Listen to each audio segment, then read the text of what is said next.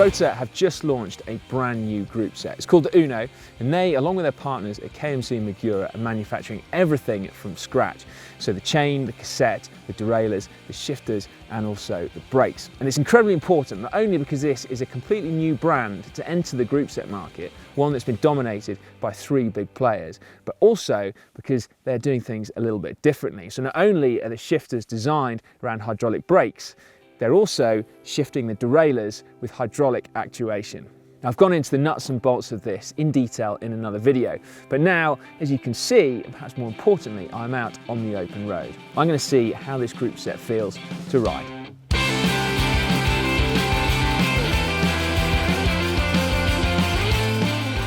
So how does hydraulically actuated shifting feel? I suppose you should probably put it into the context which ROTOR set out to achieve at the beginning of this project, which they wanted it to be smooth, precise, and feel mechanical. And it's fair to say they've definitely achieved that. When you're actually shifting, the lever is buttery smooth. I mean, there is no sense of any friction at all. The click to downshift is very positive, but it's also quite a kind of dull sensation. It's not like a plasticky click at all. And then to shift up, once you push through that, it shifts really, really fast. Now the actual way you shift is very similar to double tap, and that you press the lever for the rear derailleur once and you shift down, shift up, you press the lever through that click, and then you shift into an easier gear. And I've got this one now set up to allow me to multi-shift. So I can actually shift up 4 gears in one lever pull. And that's quite a lot of shifting. And the front is also the same. There are definitive trim positions. So there's actually 4 clicks on that left-hand lever, which means that I can use any gear combination I want, which is pretty nice. And the shifting is as fast as you'd want.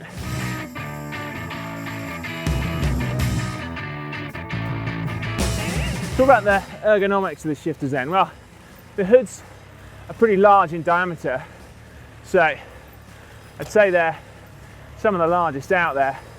And ROTOR said, interestingly, because it's actually not all that much in these hoods, so they can make the diameter what they want. But this is a direct result of what their pro athletes are telling them.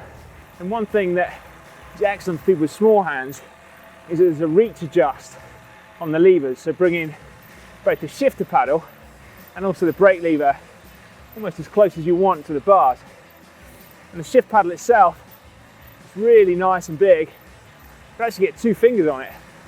Not that you need it, but no chance you can miss it.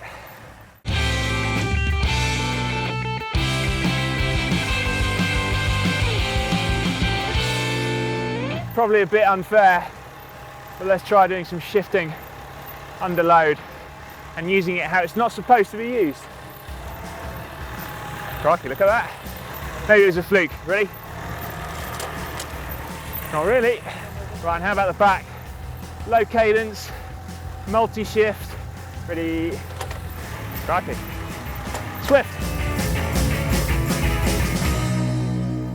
And the other objective that ROTOR had when they set out at the beginning of the Uno project was lightweight.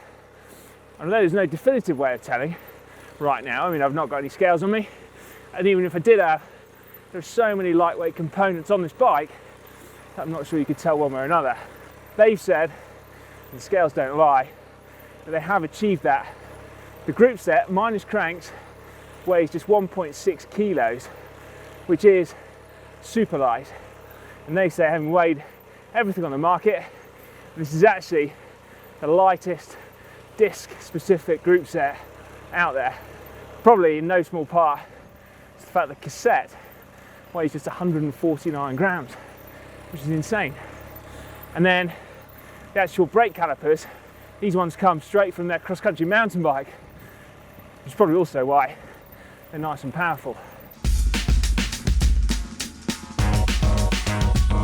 So I mentioned earlier about ROTOR having partners with Magura and KMC to make this group set. The reason being is that ROTOR is a medium-sized company with an expertise in engineering, machining, and also a lot of big ideas. And so actually, it's been quite a clever move partnering with a company like Magura, who've got a huge amount of expertise in hydraulics.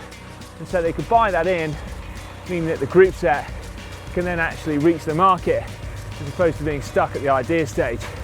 In KMC, that's the case of buying an existing chain, tweaking it slightly, and also actually tailoring their own chain rings to make sure it fits perfectly with it. So it's going to be a premium product, and it's also going to be, I imagine, highly sought after. Ganessia! Let's talk about brakes then. Now this descent is probably the perfect example of where discs come into their own, because it's a little bit dicey. Not only is there snow melt all over it, it's also really quite steep and really quite slippery. The discs themselves, as you expect, are absolutely bob on. There's loads of modulation, loads of power as well. And almost more importantly for me is the fact that the lever pull is so smooth. And there's no chance at all of them ever overheating on a day like today, because it's absolutely freezing. Nearly at the end of my ride now, but it's just time for one last sprint. Let's stick it in the 11.